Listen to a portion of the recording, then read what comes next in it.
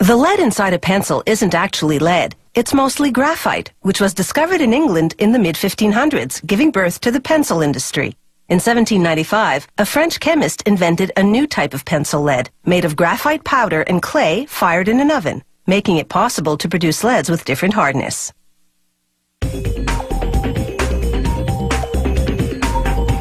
For the pencil's body, you need a type of wood that's soft enough to sharpen, yet strong enough not to bend under the writer's hand pressure. This German pencil factory uses cedar from California. The wood is 5 millimeters thick and arrives pre-cut in slats of 18 by 7 centimeters.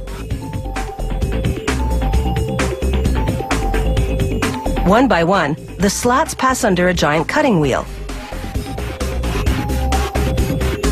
It carves grooves that will become the channel down the middle that holds the lead. The next machine fills the grooves with glue, a special formulation that's slightly elastic. This cushions the lead so that it's less likely to break inside the channel. Every second slat moves on to another conveyor belt. The ones that stay on this line head toward the machine that lays in the lead. The lead is made of a graphite and clay mixture, baked in an oven at more than 800 degrees Celsius. The lead-laying machine's wheel loads itself with leads. Their spacing matches the grooves in the slats. It's the same process for colored pencils, only the leads are made of wax, clay, and pigments, with no baking required.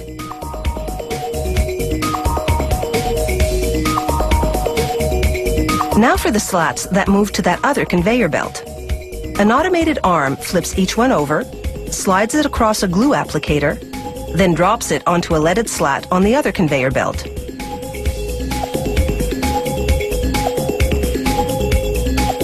All the steps to this point have culminated in what is effectively a lead sandwich.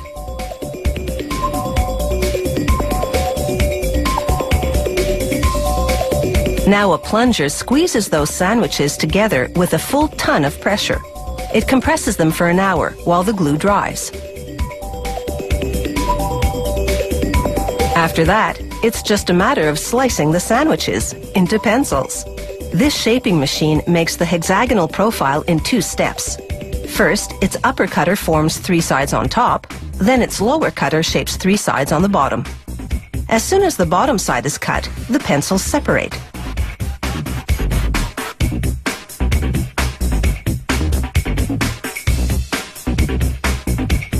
A worker pulls a sample pencil from each batch coming off the line and manually sharpens it to spot check lead quality. Then he applies force to the tip until it breaks. For a pencil to pass this strength test, it has to withstand at least 2 kilograms of force. Now it's time to dress that bare wood. One at a time, the pencils shoot through a device called a lacquering head. It coats the wood in paint, yellow in this case. It takes 4 coats of paint to completely hide the wood grain. A 5th lacquering head paints a black stripe, this company's trademark. Then a 6th head seals the paint job with a transparent lacquer. From the paint line, the pencils make their way to a stamping machine. At an astounding rate of 500 pencils a minute, the machine heat transfers foil lettering from a plastic film to the painted wood. Last stop, the rubber tip assembly machine. First, it squeezes the top of the pencil to slide on an aluminum ferrule. Then it inserts a rubber eraser into the ferrule's other end and squeezes that tight. European-style pencils have a painted cap instead, the color indicating how hard the lead is. After a coat of transparent sealer, the pencils take a series of dips in the first color, then once that dries, in the second color. The final coat is a high-gloss lacquer.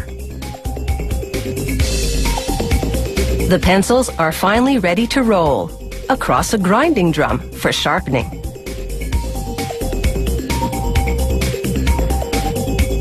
By the time they roll off, they're pointed perfection. Looking as good as they perform, today's pencils sure have the right stuff.